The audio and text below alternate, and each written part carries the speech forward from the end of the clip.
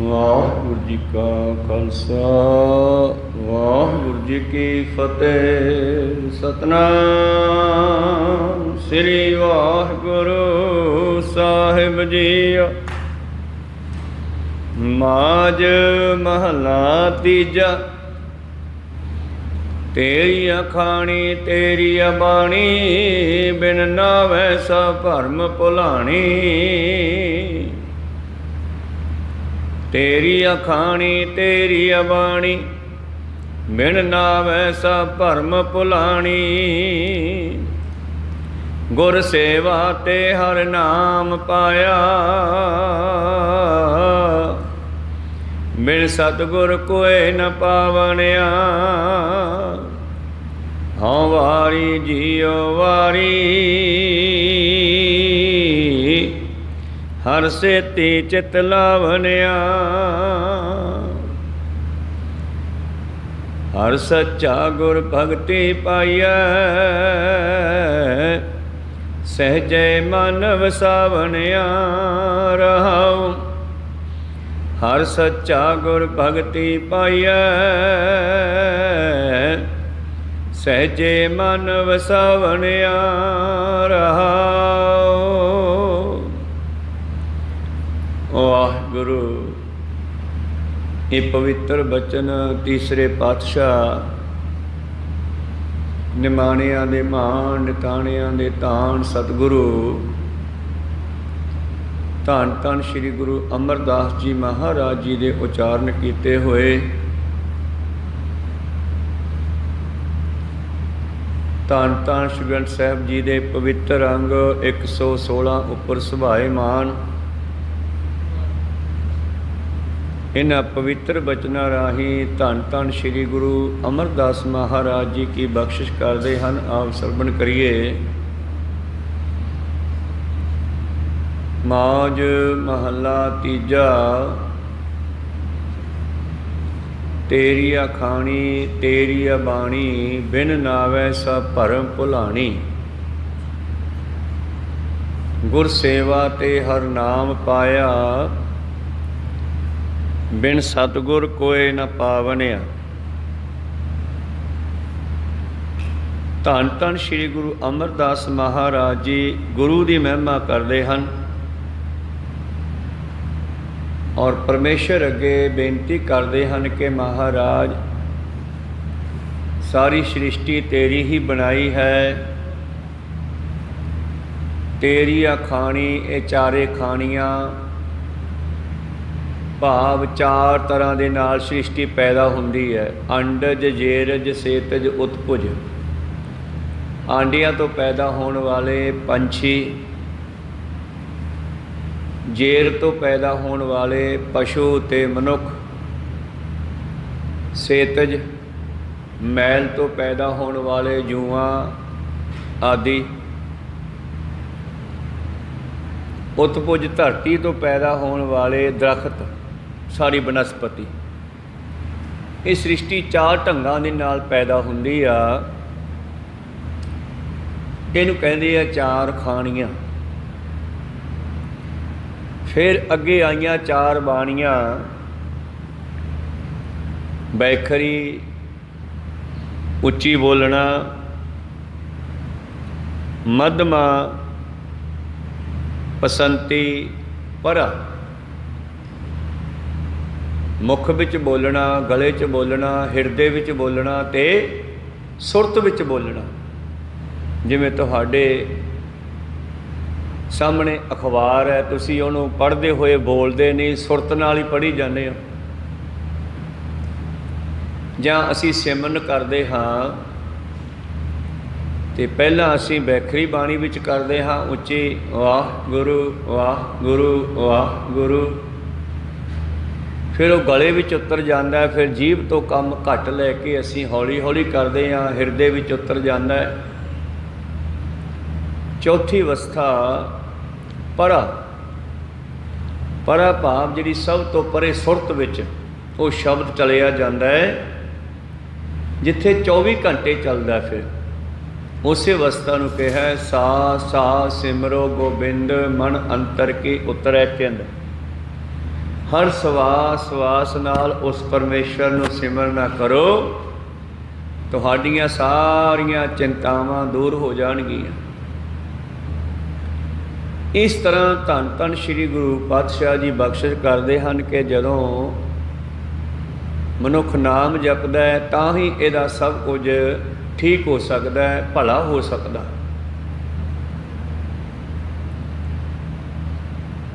भावें कि चारे खानियां सारी सृष्टि, चारे बाणियां सारियां आवाज़ां, बेअंत बोलियां, मनुख दियां बोलियां, पशुआं दियां बोलियां, पंछियां दियां बोलियां, ये बाणियां हन।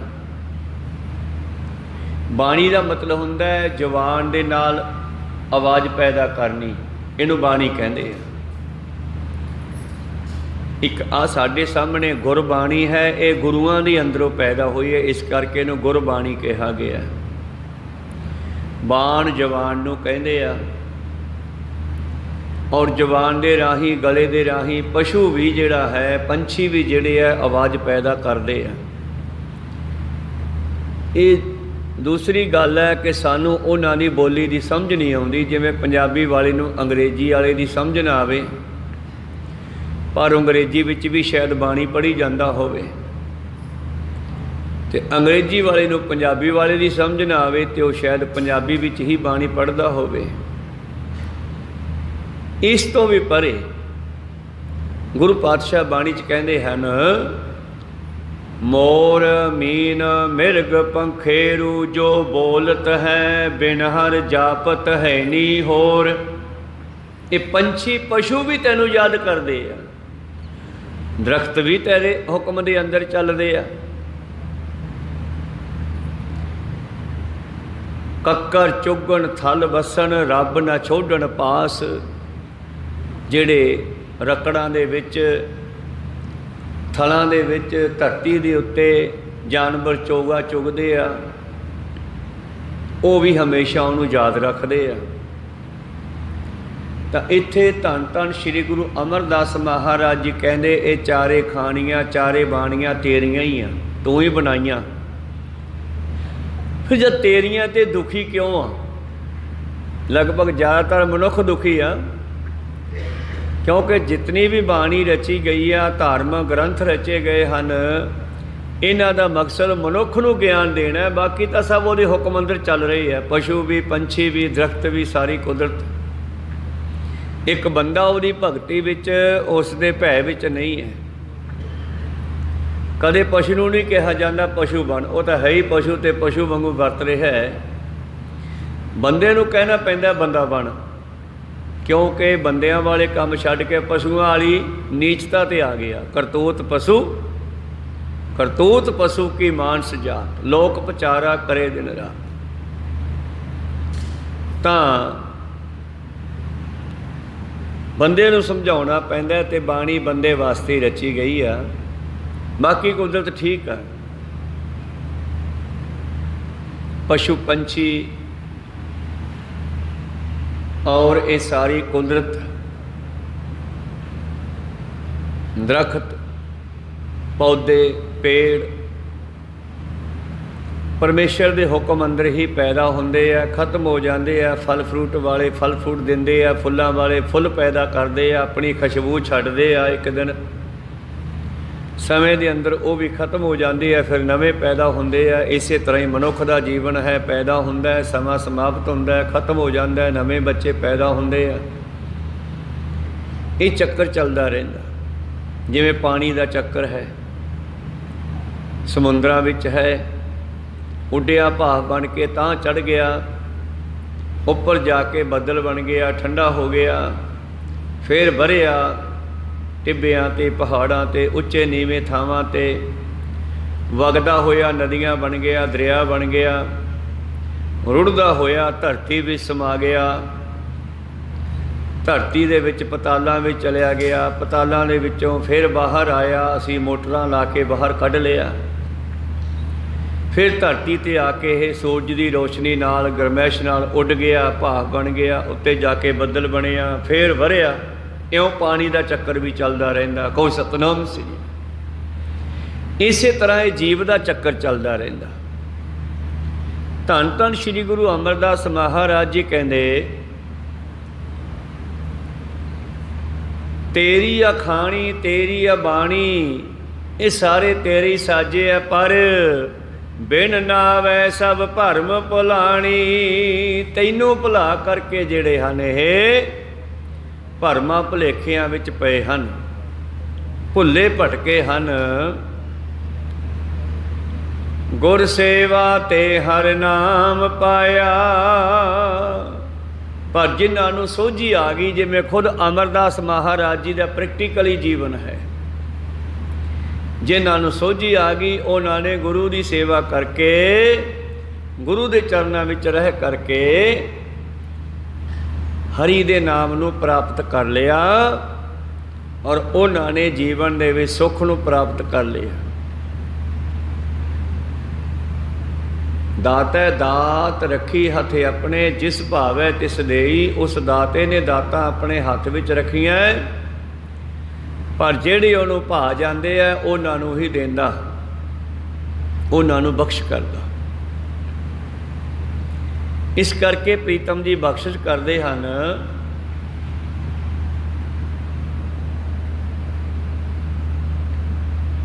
ਗੁਰ ਸੇਵਾ ਤੇ ਹਰ ਨਾਮ ਪਾਇਆ, ਬਿਨ ਸਤਿਗੁਰ ਕੋਇ ਨਾ ਪਾਵਣਿਆ। ਜਿਸ ਪਰਮੇਸ਼ਰ ਨੇ ਸਾਨੂੰ ਸਾਜਿਆ ਉਹਨੂੰ ਦੁਬਾਰੇ ਮਿਲਣਾ ਹੈ, ਤੇ ਉਹਨੂੰ ਦੁਬਾਰਾ ਮਿਲਣ ਵਾਸਤੇ ਗੁਰੂ ਦੀ ਲੋੜ ਹੈ। ਤੇ ਗੁਰੂ ਉਹਦਾ ਸਾਨੂੰ ਐਡਰੈਸ ਦਿੰਦਾ, ਉਹਦਾ ਨਾਮ ਦੱਸਦਾ, ਉਹ ਕੌਣ ਹੈ, ਕਿੱਥੇ ਰਹਿੰਦਾ, ਕਿਵੇਂ ਮਿਲੂਗਾ। ਏਕ ਓਂਕਾਰ ਵਾਹਿਗੁਰੂ, ਇਹ ਉਹਦਾ ਨਾਮ ਹੈ। ਉਹਦੇ ਲੱਛਣ ਹਨ ਮੂਲ ਮੰਤਰ ਵਾਲੇ, ਸਤਨਾਮ ਕਰਤਾ ਪੁਰਖ ਨਿਰਭਉ ਨਿਰਵੈਰ ਅਕਾਲ ਮੂਰਤ ਆਜੂਨੀ ਸਵੈਭੰਗ ਗੁਰ ਪ੍ਰਸਾਦ। ਐਸਾ ਹੈ ਗੁਰ ਪ੍ਰਸਾਦ, ਗੁਰੂ ਦੀ ਕਿਰਪਾ ਨਾਲ ਮਿਲੂਗਾ। ਹੋਰ ਵੀ ਲੱਛਣ ਹੈ, ਆਦਿ ਸੱਚ ਜੁਗਾਦ ਸੱਚ, ਉਹ ਸਦਾ ਰਹਿਣ ਵਾਲਾ ਹੈ, ਆਰੰਭਤਾ ਤੋਂ ਅੱਜ ਤੱਕ ਵੀ ਹੈ, ਯੁੱਗਾਂ ਵਿੱਚ ਵੀ ਹੈ ਵੀ ਸੱਚ, ਅੱਗੇ ਵੀ ਰਹੇਗਾ। ਨਾਨਕ ਹੋਸੀ ਵੀ ਸੱਚ ਕੋ ਸਤਨਾਮ ਸੀ, ਇਹ ਵੀ ਉਹਦੇ ਲੱਛਣ ਹੈ। ਮਿੱਠ ਬੋਲੜਾ ਜੀ ਹਰ ਸੱਜਣ ਸੁਆਮੀ ਮੋਰਾ, ਇਹ ਵੀ ਉਹਦੇ ਲੱਛਣ ਹੈ। ਇਸ ਤਰ੍ਹਾਂ ਉਸ ਪਰਿਪੂਰਨ ਪਰਮੇਸ਼ਰ ਪਰਮਾਤਮਾ ਦਾ ਜਿਹੜਾ ਸੁਭਾਅ ਹੈ, ਜਿਹੜੇ ਲੱਛਣ ਹਨ, ਉਹ ਸਾਰੇ ਗੁਰਬਾਣੀ ਵਿੱਚ ਬਿਆਨ ਕੀਤੇ ਹੈ। ਤੇ ਜਦੋਂ ਉਸ ਦਾ ਸੁਭਾਅ, ਉਹਦੇ ਲੱਛਣ ਕਿਸੇ ਮਨੁੱਖ ਵਿੱਚ ਦਿਖਾਈ ਦਿੰਦੇ ਆ, ਤੇ ਅਸੀਂ ਨੂੰ ਕਹਿੰਦੇ ਆ ਇਹ ਤਾਂ ਰੱਬ ਵਰਗਾ ਹੀ ਹੈ। ਕੋਈ ਸਤਨਾਮ, ਬੱਚੇ ਨੂੰ ਪਿਓ ਵਰਗਾ ਕਹਿ ਦਿੰਦੇ ਆ। ਖਾਲਸੇ ਨੂੰ ਗੁਰੂ ਸਾਹਿਬ ਨੇ ਆਪਦੇ ਵਰਗਾ ਕਿਹਾ, ਖਾਲਸਾ ਮੇਰਾ ਰੂਪ ਹੈ ਖਾਸ। ਜਦੋਂ ਮਨੁੱਖ ਗੁਰੂ ਗੋਬਿੰਦ ਸਿੰਘ ਜੀ ਵਰਗਾ ਰੂਪ ਧਾਰਨ ਕਰੇਗਾ ਤੇ ਇਹਨੂੰ ਅਸੀਂ ਸਮਝਾਂਗੇ ਵੀ ਗੁਰੂ ਸਾਹਿਬ ਦਾ ਪੁੱਤਰ ਲੱਗਦਾ। ਕਹੋ ਸਤਨਾਮ ਸ੍ਰੀ। ਖਾਲਸਾ ਮੇਰਾ ਰੂਪ ਹੈ ਖਾਸ, ਖਾਲਸੇ ਮੈਂ ਹੋ ਕਰੋ ਨਿਵਾਸ। ਬੜੀ ਨੇੜਿਓਂ ਵਿਖਾਤਾ, ਪ੍ਰਤੱਖ ਦਿਖਾਤਾ। ਵੈਸੇ ਤਾਂ ਉਹ ਪਰਮੇਸ਼ਰ ਕਰਕੇ ਸਾਰਿਆਂ 'ਚ ਹੀ ਵਸਿਆ ਹੋਇਆ ਹੈ, ਪਰ ਗੁਰੂ ਸਾਹਿਬ ਨੇ ਇੱਕ ਪ੍ਰਤੱਖ ਜਿਹਾ ਦਿਖਾਤਾ ਵੀ ਆਹ ਦੇਖੋ, ਜਿਹੜਾ ਮੇਰਾ ਰੂਪ ਹੈ ਇਹੀ ਮੇਰੇ ਖਾਲਸੇ ਦਾ ਰੂਪ ਹੈ। ਇੱਦਾਂ ਹੀ ਪਰਮੇਸ਼ਰ ਸਾਰਿਆਂ ਵਿੱਚ ਵਸਿਆ। ਕਹੋ ਸਤਨਾਮ ਸ੍ਰੀ। ਪ੍ਰੀਤਮ ਜੀ ਕਹਿੰਦੇ ਇਹ ਸਾਰੇ ਤੂੰ ਹੀ ਬਣਾਏ ਆ, ਪਰ ਇਹ ਦੁਖੀ ਕਿਉਂ ਹੈ, ਭਟਕ ਕਿਉਂ ਰਹੇ ਆ, ਤੈਨੂੰ ਭੁਲਾਉਣ ਕਰਕੇ। ਜਿਵੇਂ ਕੋਈ ਬੱਚਾ ਘਰੋਂ ਨਿਕਲ ਜਾਵੇ, ਚਾਹੇ ਜਾਣ ਬੁੱਝ ਕੇ, ਚਾਹੇ ਦਿਮਾਗ ਖਰਾਬ ਹੋ ਜਾਏ, ਚਾਹੇ ਮੱਤ ਮਾਰੀ ਜਾਵੇ, ਚਾਹੇ ਉਸ ਦਾ ਦਿਮਾਗ ਖਰਾਬ ਹੋ ਜਾਵੇ, ਉਹ ਘਰੋਂ ਨਿਕਲ ਜਾਵੇ। ਹੁਣ ਉਹਨੂੰ ਘਰੇ ਕੌਣ ਲੈ ਕੇ ਜਾਵੇ? ਜਿਹੜਾ ਕੋਈ ਉਹਨੂੰ ਜਾਣਦਾ ਹੋਵੇ। ਕਹੋ ਸਤਨਾਮ ਸ੍ਰੀ। ਜਿਹੜਾ ਕੋਈ ਉਸ ਨੂੰ ਤੇ ਉਹਦੇ ਘਰ ਨੂੰ ਜਾਣਦਾ ਹੋਵੇ ਵੀ ਇਹ ਕਿਹਨਾਂ ਦਾ ਮੁੰਡਾ ਹੈ, ਤੇ ਪਤਾ ਲੱਗ ਜੇ ਵੀ ਉਟਲਿਆ ਹੋਇਆ, ਘਰੋਂ ਨਿਕਲਿਆ ਹੋਇਆ। ਜਿਹੜਾ ਉਹਨੂੰ ਜਾਣਦਾ ਉਹੀ ਉਹਨੂੰ ਘਰੇ ਪਹੁੰਚਾ ਸਕਦਾ ਹੈ। ਤੇ ਸਾਨੂੰ ਤੇ ਸਾਡੇ ਘਰ ਨੂੰ ਜਾਣਦਾ ਹੈ ਗੁਰੂ ਨਾਨਕ। ਕਹੋ ਸਤਨਾਮ ਸ੍ਰੀ। ਗੁਰੂ ਜਿਹੜਾ ਹੈ ਉਹ ਪਰਮੇਸ਼ਰ ਨੂੰ ਵੀ ਜਾਣਦਾ ਹੈ ਤੇ ਸਾਨੂੰ ਵੀ ਜਾਣਦਾ ਹੈ, ਤੇ ਸਾਡੇ ਬਾਰੇ ਉਹਨੂੰ ਇਹ ਵੀ ਪਤਾ ਵੀ ਇਹ ਉੱਥੋਂ ਆਏ ਆ, ਜਿੱਥੋਂ ਧੁਰਕੀ ਬਾਣੀ ਆਈ ਆ, ਜਿੱਥੋਂ ਗੁਰੂ ਆਏ ਆ। ਕਹੋ ਸਤਨਾਮ, ਉੱਥੋਂ ਆਏ ਆ। ਉਹ ਸਾਡਾ ਘਰ ਹੈ ਪੁਰਾਤਨ, ਜਿੱਥੋਂ ਅਸੀਂ ਜਨਮਾਂ ਜਨਮਾਂਤਰਾਂ ਤੋਂ ਪਹਿਲਾਂ ਨਿਕਲੇ ਹੋਏ ਆ। ਅਸੀਂ ਉੱਥੇ ਵਾਪਸ ਜਾਣਾ ਹੈ, ਪਰ ਸਾਨੂੰ ਤਾਂ ਨਾਂ ਹੀ ਭੁੱਲ ਗਿਆ ਸਾਡੇ ਘਰ ਦਾ, ਸਾਡੇ ਪਿਓ ਦਾ, ਸਾਡੇ ਬਾਪੂ ਦਾ। ਬਿਨ ਨਾਵੈ ਸਭ ਭਰਮ ਭੁਲਾਣੀ। ਉਸ ਨੂੰ ਭੁੱਲਣ ਕਰਕੇ ਸਾਨੂੰ ਹੁਣ ਆਪਣੇ ਘਰ ਦਾ ਐਡਰੈਸ ਵੀ ਭੁੱਲ ਗਿਆ। ਕਈ ਵਾਰੀ ਨਾ ਆਪਾਂ ਸੜਕਾਂ 'ਤੇ ਕੋਈ ਕਮਲੇ ਫਿਰਦੇ ਵੇਖਦੇ ਆ, ਤਾਂ ਉਹਨੂੰ ਪਤਾ ਹੀ ਨਹੀਂਗਾ ਉਹਨਾਂ ਕਮਲਿਆਂ ਨੂੰ ਕਿ ਸਾਡਾ ਘਰ ਕਿੱਧਰ ਹੈ। ਦਿਮਾਗ 'ਚੋਂ ਹੀ ਨਿਕਲ ਗਿਆ, ਖਤਮ ਹੀ ਹੋ ਗਿਆ, ਦਿਮਾਗ 'ਚੋਂ ਡਿਲੀਟ ਹੀ ਹੋ ਗਿਆ। ਤੇ ਆਪਾਂ ਵੀ ਉਹਨਾਂ ਨੂੰ ਪਹੁੰਚਾ ਨਹੀਂ ਸਕਦੇ, ਕਿਉਂਕਿ ਆਪਾਂ ਕਿਹੜਾ ਉਹਨਾਂ ਦੇ ਘਰਾਂ ਨੂੰ ਜਾਣਦੇ ਆ ਵੀ ਉੱਥੋਂ ਦੇ ਆ। ਜਿਹਨੂੰ ਜਾਣਦੇ ਆ ਉੱਥੋਂ ਪਹੁੰਚਾ ਵੀ ਸਕਦੇ ਆ। ਬਹੁਤ ਸਾਰੇ ਕਮਲਿਆਂ ਦਾ ਪਤਾ ਲੱਗਦਾ। ਤੇ ਜਿਸ ਵੇਲੇ ਗੁਰੂ ਪਿਆਰਿਓ ਉਹਨਾਂ ਦਾ ਪਤਾ ਲੱਗਦਾ ਹੈ ਤੇ ਉਹਨਾਂ ਨੂੰ ਪੁੱਛ ਕਰਕੇ ਉਹਨਾਂ ਦੇ ਘਰ ਦੇ ਬਾਰੇ ਜੇ ਪਤਾ ਹੋਵੇ ਤਾਂ ਆਪ ਹੀ ਵਗ ਜਾਣ। ਚਾਹੁੰਦੀ ਲੱਗੀ ਹੋਈ ਹੈ ਮਾਇਆ ਦੀ। ਇਸ ਕਰਕੇ ਪਾਤਸ਼ਾਹ ਜੀ ਕਹਿੰਦੇ ਇਹ ਦੁਨੀਆ ਮਾਇਆ ਦੀ ਚਾਹੁੰਦੀ ਵਿੱਚ ਭਟਕ ਰਹੀ ਹੈ, ਇਸ ਨੂੰ ਸਮਝ ਨਹੀਂ ਆ ਰਹੀ। ਬਿਨ ਨਾਵੈ ਸਭ ਭਰਮ ਭੁਲਾਣੀ, ਗੁਰ ਸੇਵਾ ਤੇ ਹਰ ਨਾਮ ਪਾਇਆ। ਜਦੋਂ ਗੁਰੂ ਦੇ ਚਰਨਾਂ ਵਿੱਚ ਬੈਠਾਂਗੇ, ਗੁਰੂ ਦੀ ਸੇਵਾ ਕਰਾਂਗੇ,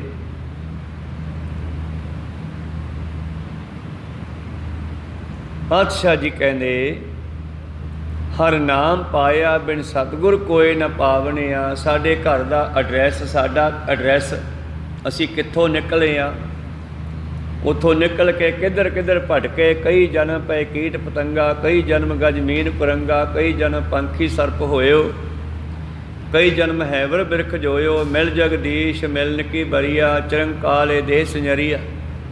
ਲੰਬੇ ਸਮੇਂ ਤੋਂ ਭਟਕ ਰਹੇ ਹਾਂ। ਗੁਰੂ ਨੇ ਕਿਰਪਾ ਕੀਤੀ ਮਿਲਾਉਣ ਵਾਸਤੇ, ਪਰਮੇਸ਼ਰ ਨੇ ਕਿਰਪਾ ਕੀਤੀ। ਪਹਿਲਾਂ ਤਾਂ ਟੇਢੀਆਂ ਜੂਨਾਂ 'ਚੋਂ ਕੱਢ ਕੇ ਮਨੁੱਖ ਬਣਾਇਆ, ਤੇ ਮਨੁੱਖ ਬਣਾਉਣ ਤੋਂ ਬਾਅਦ ਉਹ ਪਰਮੇਸ਼ਰ ਗੁਰੂ ਬਣ ਕੇ ਦੱਸਣ ਆਇਆ ਵੀ ਤੂੰ ਘਰੇ ਆ ਪੁੱਤ, ਤੇਰਾ ਘਰ ਉਹ ਹੈ। ਕਹੋ ਸਤਨਾਮ ਸ੍ਰੀ। ਕਿਉਂਕਿ ਪਸ਼ੂਆਂ ਦੀ ਜੂਨ ਵਿੱਚ ਤਾਂ ਇਹ ਗਿਆਨ ਹੈ ਹੀ ਨਹੀਂਗਾ, ਮਨੁੱਖਾ ਜੂਨੀ ਵਿੱਚ ਹੀ ਹੈ। ਤਾਂ ਇਸ ਤਰ੍ਹਾਂ ਗੁਰੂ ਨੇ, ਪਰਮੇਸ਼ਰ ਨੇ ਰਲ ਕੇ ਕਿਰਪਾ ਕੀਤੀ। ਅਸਲ ਵਿੱਚ ਗੁਰੂ ਤੇ ਪਰਮੇਸ਼ਰ ਦੋਨੇ ਇੱਕੋ ਹੀ ਆ, ਇਹ ਦੋ ਨਹੀਂ। ਗੁਰ ਪਰਮੇਸ਼ਰ ਇੱਕੋ ਜਾਨ। ਪ੍ਰੀਤਮ ਜੀ ਕਹਿੰਦੇ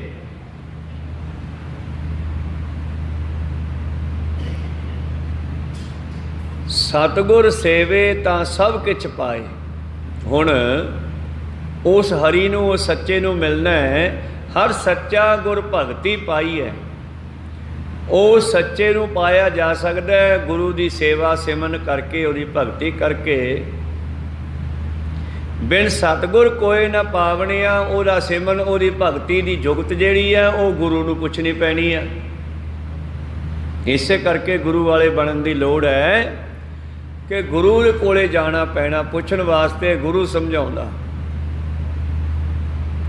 ਬਿਨ ਸਤਿਗੁਰ ਕੋਇ ਨ ਪਾਵਣਿਆ, ਹਉ ਵਾਰੀ ਜੀਓ ਵਾਰੀ, ਹਰ ਸੇਤੀ ਚਿੱਤ ਲਾਵਣਿਆ। ਮੈਂ ਬਲਿਹਾਰੇ ਜਾਵਾਂ, ਬਾਰ ਬਾਰ ਬਲਿਹਾਰੇ ਜਾਵਾਂ ਉਹਨਾਂ ਸਿੱਖਾਂ ਤੋਂ, ਉਹਨਾਂ ਰੱਬ ਦੇ ਪਿਆਰਿਆਂ ਤੋਂ ਜਿਨ੍ਹਾਂ ਦਾ ਚਿੱਤ ਹਰੀ ਦੇ ਚਰਨਾਂ ਨਾਲ ਲੱਗਿਆ ਹੋਇਆ। ਹਰ ਸੱਚਾ ਗੁਰ ਭਗਤੀ ਪਾਈਐ। ਇਉਂ ਸਾਨੂੰ ਸਾਡੇ ਉਸ ਘਰੇ ਜਾਣ ਵਾਸਤੇ ਪਾਤਸ਼ਾਹ ਕਹਿੰਦੇ ਐ ਡੱਡਾ ਡੇਰਾ ਇਹ ਨਹੀਂ, ਜਹ ਡੇਰਾ ਤਹ ਜਾਣ। ਡੇਰਾ ਕਹਿੰਦੇ ਐ ਮਾਝੇ ਦੀ ਬੋਲੀ ਆ ਰਿਹਾਇਸ਼ ਨੂੰ। ਅਸੀਂ ਦੁਨੀਆ ਵਿੱਚ ਉਤਰੇ ਹਾਂ ਤੇ ਇਸ ਨੂੰ ਆਪਣਾ ਪੱਕਾ ਡੇਰਾ ਮੰਨ ਕੇ ਬੈਠੇ ਹਾਂ। ਪਰ ਬਾਬਾ ਜੀ ਕਹਿੰਦੇ ਤੇਰਾ ਪੱਕਾ ਡੇਰਾ ਨਹੀਂ ਹੈ। ਇੱਥੇ ਕਈ ਆਏ ਤੇ ਕਈ ਚਲੇ ਗਏ। ਫਰੀਦਾ ਜਿੱਥੇ ਆਸਨ ਹਮ ਬੈਠੇ ਕੀਤੇ ਬੈਸ ਗਏ। ਜਿੱਥੇ ਅਸੀਂ ਆ ਕੇ ਅੱਜ ਬੈਠੇ ਹਾਂ ਇੱਥੇ ਪਤਾ ਨਹੀਂ ਕਿੰਨੇ ਬਹਿ ਕੇ ਚਲੇ ਗਏ। ਡੱਡਾ ਡੇਰਾ ਇਹ ਨਹੀਂ, ਜਹ ਡੇਰਾ ਤਹ ਜਾਨ। ਉਹ ਡੇਰਾ ਕਾ ਸੰਜਮ, ਉਸ ਡੇਰੇ ਦੀ ਜਾਣਕਾਰੀ ਗੁਰ ਕੈ ਸ਼ਬਦ ਪਛਾਣ ਗੁਰੂ ਦੀ ਬਾਣੀ ਚੋਂ ਮਿਲਣੀ ਹੈ। ਮੁਕਾਮ ਕਰ ਘਰ ਬੈਸਣਾ, ਰਹਿ ਨਿਹਚਲ ਲੋਕ। ਇਹ ਸੋਚ ਕੇ ਮਕਾਨ ਬਣਾ ਲਿਆ, ਘਰ ਬਣਾ ਲਿਆ ਵੀ ਮੈਂ ਇੱਥੇ ਰਹੂੰਗਾ। ਬਾਬਾ ਜੀ ਕਹਿੰਦੇ ਨਿਗਾਹ ਮਾਰ ਤਾਂ ਕਿੰਨੇ ਕੁ ਰਹੇ ਪਹਿਲਾਂ।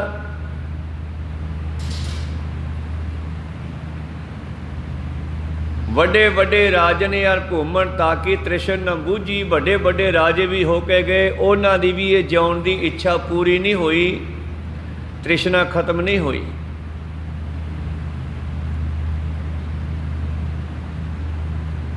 ਦੁਰਯੋਧਨ ਵਰਗੇ ਜਿਨ੍ਹਾਂ ਦਾ 50-50 ਕੋਹ ਤੱਕ ਰਾਜ ਚੱਲਦਾ ਸੀ ਦਿੱਲੀ ਚੋਂ। 12 योजन छतर चले था देही गिरजन खाई, सर्ब सोन की लंका होती रावण से अधिकाई।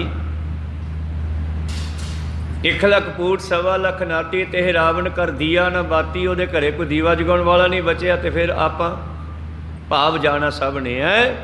ਉਸ ਤੋਂ ਪਹਿਲਾਂ ਕਿ ਜਾਣਾ ਕਿੱਧਰ ਹੈ ਇਹਦੀ ਜਾਣਕਾਰੀ ਲੈ ਲਈਏ। ਕਿ ਤੁਸੀਂ ਘਰੋਂ ਤੁਰਨ ਲੱਗੇ ਪਹਿਲਾਂ ਸੋਚਦੇ ਨਹੀਂ ਵੀ ਕਿੱਧਰ ਜਾਣਾ ਹੈ, पर मौत वेले बंदे नूं कोई पता नहीं किधर जाना है। कहो सतनाम श्री। हाँ जे गुरु ने दसिया होवे फिर थोड़ा डायरैक्शन मिल जाती है बई मैं वाहिगुरु कोले जाना है, परमेश्वर कोल जाना है, परमात्मा कोल जाना है। तो गुरु कहंदा लाए छड्डण लग्या शरीर नूं परमेश्वर दा नाम याद रखी सुरत विच, क्योंकि ਹੁਣ ਜਿਹੜਾ ਉਹ ਐਡਰੈਸ ਹੈ ਉਹ ਸੁਰਤ ਦੇ ਹੱਥ 'ਚ ਫੜਾਉਣਾ ਪੈਣਾ ਹੈ। ਸਰੀਰ ਤਾਂ ਇੱਥੇ ਰਹਿ ਜਾਣਾ, ਨਹੀਂ ਤਾਂ ਕਿਸੇ ਚਿੱਠੀ ਲਿਖ ਕੇ ਜੇਬ 'ਚ ਪਾ ਲੈਂਦੇ। ਕਹੋ ਸਤਨਾਮ ਸ੍ਰੀ। ਇਸ ਕਰਕੇ ਜਿਹੜਾ ਗੁਰਮੰਤਰ ਹੈ, ਮੂਲ ਮੰਤਰ ਹੈ, ਗੁਰਬਾਣੀ ਦਾ ਗਿਆਨ ਹੈ, ਇਹਨੂੰ ਸੁਰਤ ਵਿੱਚ ਲੈ ਕੇ ਜਾਣਾ ਪੈਣਾ। ਸੁਰਤ ਤੇ ਸ਼ਬਦ ਦਾ ਮਿਲਾਪ ਹੈ। गोरखनाथ पुछदा कवन गुरु किस का तू चेला। धन धन श्री गुरु नानक देव महाराज जी कहते शब्द गुरु सुरत धुन चेला। शब्द गुरु है तो सुरत चेला, इन्हां दोनों का मिलाप है। तां ते जिहड़ा एड्रैस सानू बाबे नानक तो मिलिया मूल मंत्र के रूप च, जिहड़ा नाम सानू मिलिया गुरमंत्र के रूप च, ये परमेश्वर का घर साडा घर है। जिहड़ा कि जीव इस्त्री का सहुरियां का घर है, अपना घर। इस तरह ये जीव आत्मा का परमेश्वर का घर ही यदा पक्का घर है। बाकी आ सारे कच्चे घर है, टेढ़ियां जूना। किसी की उम्र वाली है, किसी की थोड़ी आ। मच्छर मक्खियां की थोड़ी आ, कावां की नागां की बहुत ज़्यादा आ, दरख्तां की लंबी आ। मनुख की 100 साल मनी है पर पूरी तो कोई बिरला पहुँचता। इस तरह गुरु प्यारिओ ये टेढ़ियां जूनां दे विच बंदा हमेशा नहीं रह सकता। चाहे कोई भी जून होवे, जिवें कोई बच्ची अपने पेकियां विच हमेशा नहीं रह सकती, नानकियां विच नहीं रह सकती, दादकियां विच नहीं रह सकती, भूआ मामिया कोले नहीं रह सकती। सदा रह सकती है तो अपने पति कोले रह सकती है। इस तरह ये जीवात्मा भी उस पति परमेश्वर कोल हमेशा रह सकती है। वरना ये 84 लाख जूनां छड्डणियां ही पैंदियां, धारण करनियां पैंदियां। बड़ा लम्मा दुखों का समा चलता। कबीर साहब जी कहते मेरा दुख कटो, कदे गर्भ की जून भी जाना ते कदे चिखा भी सड़ना। एक दुख राम राय काटो मेरा अगन दा अर गर्भ बसेरा। इन्हां दुखों को खत्म करो महाराज, कृपा करो। प्रीतम जी कहने सिखा तो उस मालक का पुत्र है, सारे ओदे आ। तेरी आ खानी तेरी आ बाणी, बिन आवे सा भरम भुलाणी। उन्होंने भुलाउण करके बंदा भुलिया होया भटक रहा है। गुर सेवा ते हर नाम पाया, गुरु की सेवा करके उस हरि दे नाम नूं प्राप्त किया जाता है। ते ये नाम जिहड़ा है गुरु कोलों मिलता है। बिन सतगुर कोई ना पावणिया, सच्चा सतगुरु ही उहदे बारे जानकारी दिंदा है। हाँ वारी जियो वारी, मैं बलिहारे जावां बार बार बलिहारे जावां। हर सेती चित लावणिया, जिहड़े हरि दे नाल अपना चित लाउंदे आ, जिहड़े हरि नाल जुड़दे आ। हर सच्चा गुर भगती पाईऐ,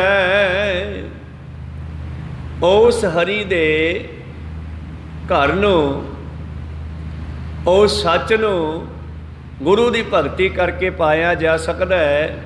सहजे मन वसावनिया,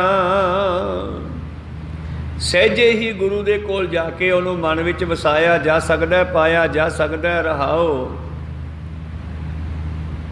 सतगुर सेवै तां सब किछ पाए। जिहड़े गुरु नूं सिमरदे हन उन्हां नूं सब कुछ प्राप्त हो जाता है। इच्छा पूरक सर्व सुख दाता हर, जां कै वस है काम धेना। सो ऐसा हर ध्याईऐ मेरे जी अड़े, ਤਾਂ ਸਰਬ ਸੁਖ ਪਾਵੈ ਮੇਰੇ ਮਨਾ। ਜਪ ਮਨ ਸਤਨਾਮ ਸਦਾ ਸਤਨਾਮ। उस नूं पाउण वास्ते गुरु नूं मिलना जरूरी है। सतगुर सेवै तां सब किछ पाए, जेही मनसा कर लागै तेहा फल पाए। ਜਿਹੋ जी मनसा इच्छा लैके गुरु के चरणों नाल जुड़ेगा, उहे जा फल भी प्राप्त होवेगा। जिहा सतगुर कर जानिया तेहो जिहा सुख होए। ਜਿਹੋ जाए गुरु नूं समझेगा, गुरु उन्होंने ओहे जाई विखा देवेगा। पातशाह कहते जिवें पहाड़ी राजे कई बारी संधि करन आउंदे आ गुरु गोबिंद सिंह जी नाल, पातशाह माफ़ कर दिया, कोई नहीं भाई, जे हाँ रहोगे तो असी भी आई रहांगे। कई बारी लड़ाई करना आउंदी है, शस्त्र चक के पातशाह लड़ाई करवा लेंदे आ, कहो सतनाम हाँ कर लो। फिर जिस तरह हरगोबिंद साहब जी नूं एक दिन जहांगीर आया और अपने पुत्र शाहजहां की बांह फड़ के हरगोबिंद साहब जी नूं कहन लग्या, महाराज जिवें मेरे नाल निभाई है इदां मेरे पुत्र नाल निभा लिओ। तो हरगोबिंद साहब जी कहन लगे, कोई नहीं भाई, जिमें ये निभाऊगा उवें असीं निभा लांगे, कहो सतनाम श्री। तो शाहजहां ने लड़ाइयाँ विढ़ लियां ते पातशाह ने लड़ाइयाँ कर लियां, कहो सतनाम। ऐ तो नहीं कहा भी हाँ तेरे वांगू निभावांगे। भाव मनुख जिहो जिहा गुरु नूं समझदा, गुरु उहे जिहा हो जांदा उहदे वास्ते। जेही मनसा कर लागै तेहा फल पाए, सतगुर दाता सबना वथू का।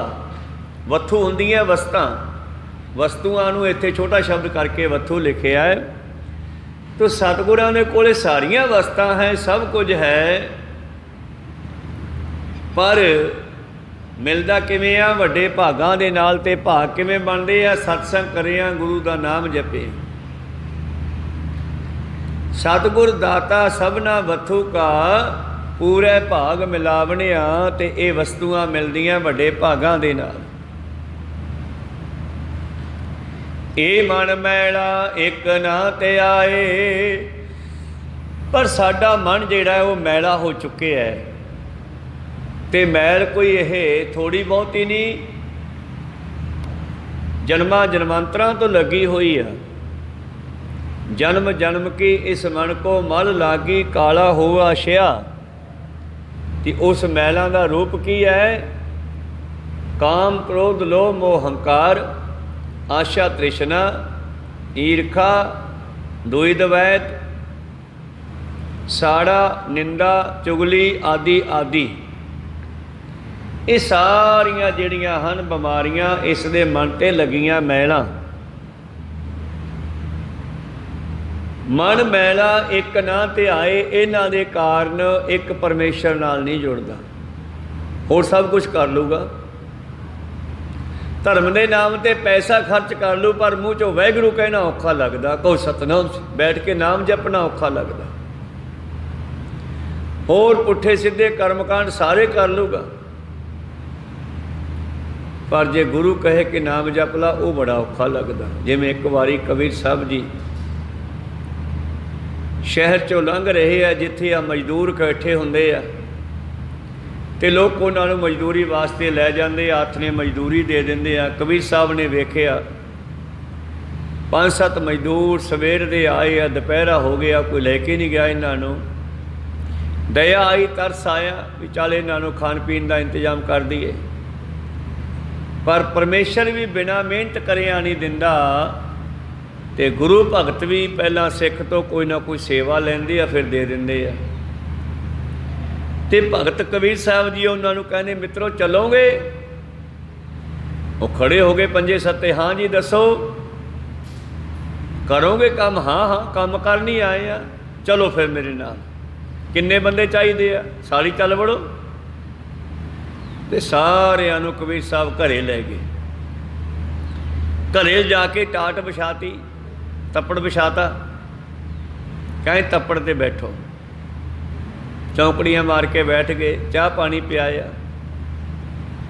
हाथ तो आए। कहते जी हुण दसो की करना? कहते हुण तुसी आ माला फड़ लो। अच्छा जी। ਤੇ ਮਾਲਾ ਨੂੰ ਲੈ ਕੇ ਇੱਥੇ ਬੈਠ ਕੇ ਰਾਮ ਰਾਮ ਕਰੀ ਚੱਲੋ, ਕਹੋ ਸਤਨਾਮ ਸ੍ਰੀ। ਹੁਣ ਉਹਨਾਂ ਨੇ ਕਦੇ ਕੰਮ ਕੀਤਾ ਹੀ ਨਹੀਂ ਸੀ, ਵਿਚਾਰਿਆਂ ਨੇ ਕਹੀ ਚਲਾਈ ਸੀ, ਮਜ਼ਦੂਰੀ ਕੀਤੀ ਸੀ। ਉਹ ਲੈ ਕੇ ਮਾਲਾ ਬੈਠਦਾ ਗਏ, ਪਰ 10 15 20 ਮਿੰਟ ਅੱਧਾ ਘੰਟਾ ਅਖੀਰ ਮਨ ਤੜਫ ਉੱਠਿਆ, ਕਹਿੰਦਾ ਮੈਂ ਨਹੀਂ ਜਪਣਾ, ਇਹ ਨਹੀਂ ਜਪਿਆ ਜਾਂਦਾ, ਬਹੁਤ ਔਖਾ ਕੰਮ ਹੈ, ਕਹੋ ਸਤਨਾਮ ਸ੍ਰੀ। ਛੱਡ ਕੇ ਮਾਲਾ ਖੜੇ ਹੋ ਗਏ, ਕਹਿੰਦੇ ਮਹਾਰਾਜ ਕੋਈ ਕਹੀ ਕਸੌਲੀ ਦਾ ਕੰਮ ਦੱਸੋ, ਇਹ ਕੰਮ ਨਹੀਂ ਸਾਥੋਂ ਹੁੰਦਾ। ਕਿਉਂ? ਦਿਹਾੜੀ ਦੇਵਾਂਗੇ ਹੱਥ ਨੇ ਸੋਨੂੰ, ਜਿੰਨੀ ਮੰਗੋਗੇ। ਪਰ ਉਹ ਕਹਿਣ ਲੱਗੇ ਵੀ ਮਹਾਰਾਜ ਇਹ ਨਾਮ ਜਪਣਾ ਬੜਾ ਔਖਾ ਹੈ। ਆਖਣ ਔਖਾ ਸਾਚਾ ਨਾਓ, ਸਾਚੇ ਨਾਮ ਕੀ ਲਾਗੈ ਭੂਖ, ਉਤ ਭੂਖੈ ਖਾਏ ਚੱਲੀਏ ਦੁੱਖ। ਨਾਮ ਜਪਣ ਦੀ ਭੁੱਖ ਲੱਗੇ, ਤੇ ਜਦ ਭੁੱਖ ਲੱਗੇ ਤੇ ਫਿਰ ਬੰਦਾ ਜਿਹੜਾ ਹੈ ਨਾਮ ਜਪੇ, ਨਾਮ ਜਪੇ ਤੇ ਫਿਰ ਦੁੱਖਾਂ ਦਾ ਖਾਤਮਾ ਹੋ ਜਾਂਦਾ। ਇਸ ਕਰਕੇ ਇਹ ਮਨੁੱਖ ਬਾਕੀ ਕਰਮਕਾਂਡ ਸਾਰੇ ਕਰ ਲੂ, ਪਰ ਨਾਮ ਜਪਣਾ ਔਖਾ ਲੱਗਦਾ। ਪਾਠ ਪੜਿਓ ਅਰ ਵੇਦ ਵਿਚਾਰਿਓ, ਨਿਵਲ ਭਯੰਗਮ ਸਾਧੇ, 5 ਜਨਾ ਸਿਓ ਸੰਗ ਨ ਛੁਟਕਿਓ, ਅਦ ਕੇ ਅਹਮ ਬੁੱਧ ਬਾਧੇ। ਪਿਆਰੇ ਇਨ ਬਿਦ ਮਿਲਨ ਨ ਜਾਈ, ਮੈਂ ਕੀਏ ਕਰਮ ਅਨੇਕਾ। ਭਾਵ ਦੁਨੀਆ ਨੂੰ ਵੇਖਿਆ। ਗੁਰੂ ਅਰਜਨ ਦੇਵ ਮਹਾਰਾਜ ਜੀ ਕਹਿੰਦੇ ਮੈਂ ਦੇਖ ਰਿਹਾ ਕਿ ਦੁਨੀਆ ਅਨੇਕਾਂ ਤਰ੍ਹਾਂ ਦੇ ਕਰਮ ਕਾਂਡ ਕਰਦੀ ਹੈ, ਪਰ ਪਰਮੇਸ਼ਰ ਨਾਲ ਨਹੀਂ ਮਿਲ ਰਹੀ। ਪਿਆਰੇ ਇਨ ਬਿਦ ਮਿਲਨ ਨ ਜਾਈ, ਮੈਂ ਕੀਏ ਕਰਮ ਅਨੇਕਾ, ਹਾਰ ਪਰਿਓ ਸੁਆਮੀ ਕੈ ਦੁਆਰੈ, ਦੀਜੈ ਬੁੱਧ ਵਿਵੇਕਾ। ਹਾਰ ਕੇ ਮਾਲਕ ਦੇ ਦਰ ਤੇ ਠਹਿ ਪਿਆ। ਫਿਰ ਮਹਾਰਾਜ ਤੁਸੀਂ ਦੱਸ ਦਿਓ ਕੀ ਕਰਾਂ? ਤਾਂ ਗੁਰੂ ਸਾਹਿਬ ਨੇ ਫਿਰ ਦੱਸਿਆ, ਕਈ ਗੱਲਾਂ ਸਮਝਾ ਕੇ ਅਖੀਰ ਤੱਤ ਦੀ ਗੱਲ ਕੀਤੀ। ਸਾਧ ਸੰਗਤ ਹੈ ਸਿਰ ਕਰਮਨ ਕੇ ਕਰਮਾ, ਇਹ ਕਰਮ ਕਰੋ, ਸਤਸੰਗ ਕਰਿਆ ਕਰੋ, ਨਾਮ ਵੀ ਜਪਿਆ ਕਰੋ, ਮਿਹਨਤ ਵੀ ਕਰਿਆ ਕਰੋ। ਸਾਧ ਸੰਗਤ ਹੈ ਸਿਰ ਕਰਮਨ ਕੇ ਕਰਮਾ, ਕਹੋ ਨਾਨਕ ਤਿਸ ਭਇਓ ਪ੍ਰਾਪਤ, ਜਿਸ ਪੁਰਬ ਲਿਖੇ ਕਾ ਲੈਣਾ। ਤੇ ਸਤਸੰਗ ਵੀ ਵੱਡੇ ਭਾਗਾਂ ਤੋਂ ਬਗੈਰ ਨਹੀਂ ਮਿਲਦੀ। ਪ੍ਰੀਤਮ ਜੀ ਕਹਿੰਦੇ ਸਤਿਗੁਰ ਦਾਤਾ ਸਭਨਾ ਵਥੂ ਕਾ, ਪੂਰੇ ਭਾਗ ਮਿਲਾਵਣਿਆ, ਇਹ ਮਨ ਮੈਲਾ ਇੱਕ ਨਾ ਧਿਆਏ, ਅੰਤਰ ਮੈਲ ਲਾਗੀ ਬਹੁ ਭਾਏ। ਭਾਏ ਪ੍ਰੇਮ ਭਾਵ ਮੋਹ, ਥਾਂ ਥਾਂ ਤੇ ਜਿਹੜਾ ਸਾਡਾ ਮਨ ਫਸਿਆ ਹੋਇਆ ਇਹ ਵੀ ਮੈਲ ਲੱਗੀ ਆ ਕਈ ਤਰ੍ਹਾਂ ਦੀ। ਫਿਰ ਧੋਤਾ ਕਿਵੇਂ ਜਾਊਗਾ?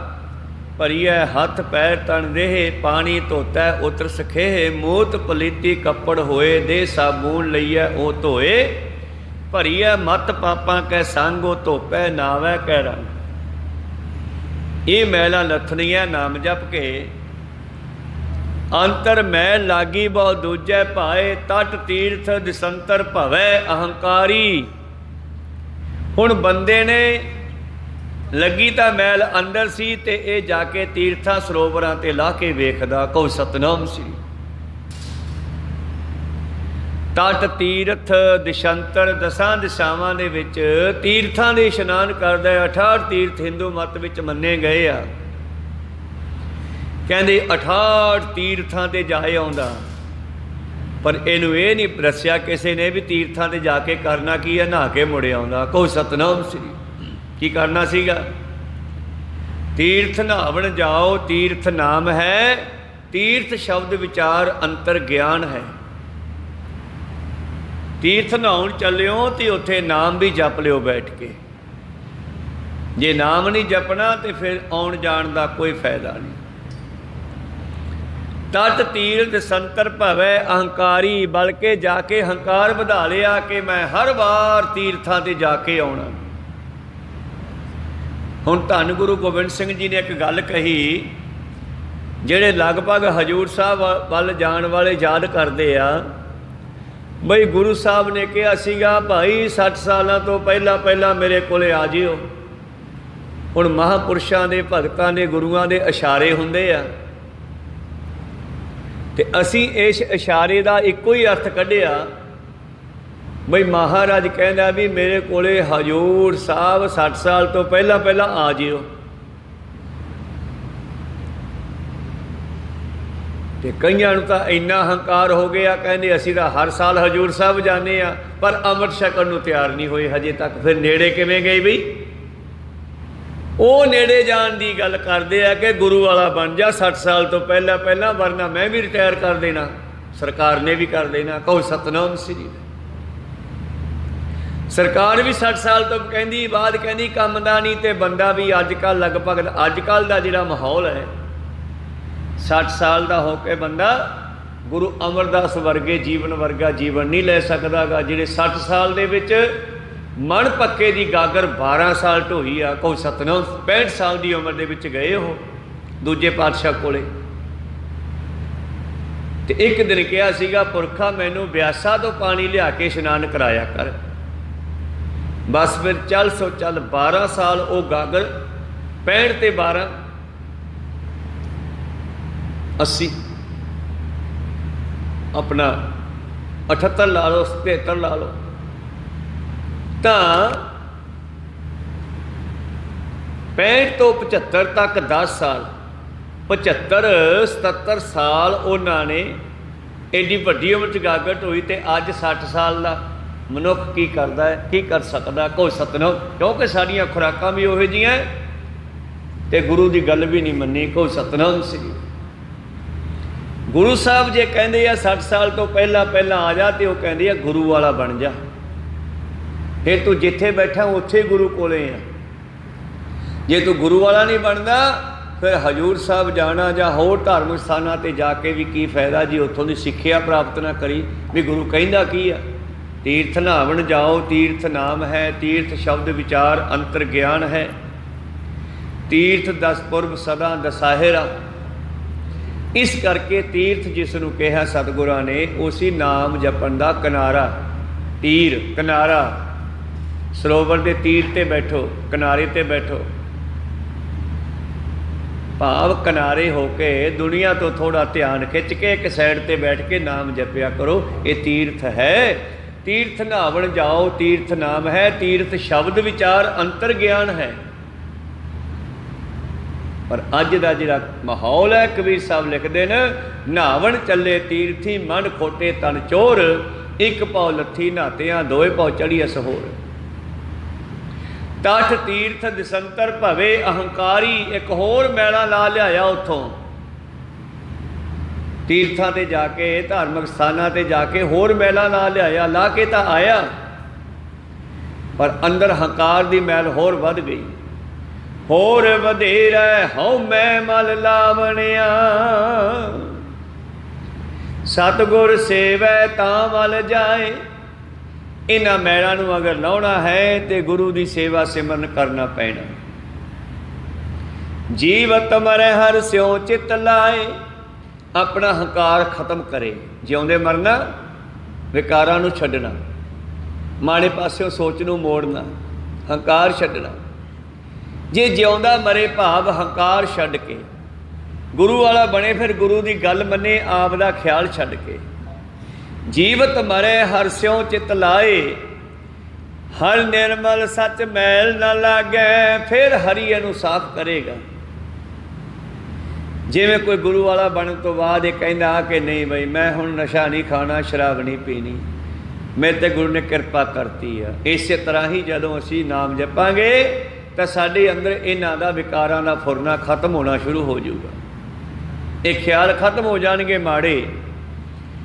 ਜੀਵਤ ਮਰੈ ਹਰਿ ਸਿਉ ਚਿਤ ਲਾਏ, ਹਰ ਨਿਰਮਲ ਸੱਚ ਮੈਲ ਨਾ ਲਾਗੈ, ਸੱਚ ਲਾਗੈ ਮੈਲ ਗਵਾਵਣਿਆ।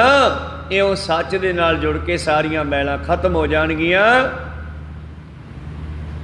ਗੁਰੂ ਪਾਤਸ਼ਾਹ ਜੀ ਕਹਿ ਰਹੇ ਸੀਗੇ, ਭਾਵੇਂ ਸਭ ਤੇਰੇ ਹਨ ਪਰ ਤੈਨੂੰ ਭੁਲਾ ਕਰਕੇ ਦੁਖੀ ਹੈ। ਇਹ ਸੀ ਚਾਰਕ ਪਦਿਆਂ ਦੇ ਵਿਚਾਰ, ਰਹਿੰਦੇ 4 ਪਦਿਆਂ ਦੇ ਵਿਚਾਰ ਆਪਾਂ ਕੱਲ ਦੇ ਦੀਵਾਨਾਂ ਵਿੱਚ ਸਰਵਣ ਕਰਾਂਗੇ। ਬਾਝ ਗੁਰੂ ਹੈ ਅੰਧ ਗੁਬਾਰਾ, ਅਗਿਆਨੀ ਅੰਧਾ ਅੰਧ ਅੰਧਾਰਾ। ਇੱਥੇ ਵਿਚਾਰਾਂ ਰੋਕਦੇ ਹਾਂ, ਬੋਲਦਿਆਂ ਨੇ ਇੱਕ ਅੱਖਰ ਬਾਅਦ ਘਾਟ ਹੋ ਜਾਂਦੇ। ਸਿੱਖ ਸੰਗਤਾਂ ਦੇ ਸਤਿਗੁਰੂ ਬਖਸ਼ਣ ਯੋਗ ਹੈ, ਬਖਸ਼ ਲੈਣਾ ਜੀ। ਸਮਾਪਤੀ ਕਰੀਏ। ਬੁਲਾਓ ਫਤਿਹ ਪਾਓ ਫਤਿਹ। ਵਾਹਿਗੁਰੂ ਜੀ ਕਾ ਖਾਲਸਾ, ਵਾਹਿਗੁਰੂ ਜੀ ਕੀ ਫਤਿਹ। ਵਾਹਿਗੁਰੂ ਵਾਹਿਗੁਰੂ। ਵਾਹਿਗੁਰੂ ਵਾਹਿ